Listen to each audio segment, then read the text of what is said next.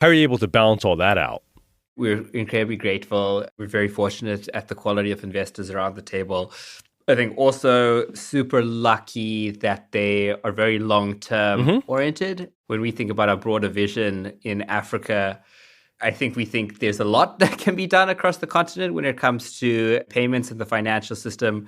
I think it's pretty hard to do that in like a 5-7 year time horizon, right? Which like often could Hmm. be the case with where like venture outcomes are needed. I think the problems across the continent present a massive, massive opportunity, but these time horizons might be 10 years, they might be 15, they might be 20.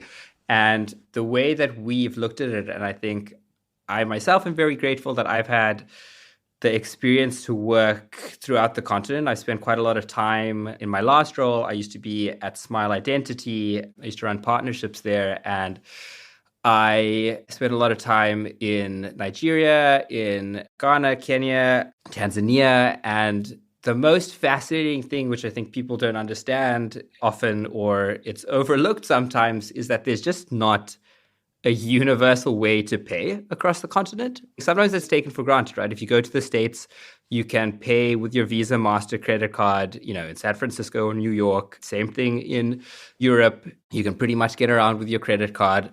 But that's just not the case, right? I think there just is no ubiquitous payment system. Even cash is obviously constrained to each individual market. So we do try to take a really, really long-term vision and time horizon on these things, that if you can build a system like that, that's obviously incredibly valuable. It's incredibly impactful, but it unlocks opportunities cross-border and throughout the continent that just haven't existed and even don't exist in more developed Western markets.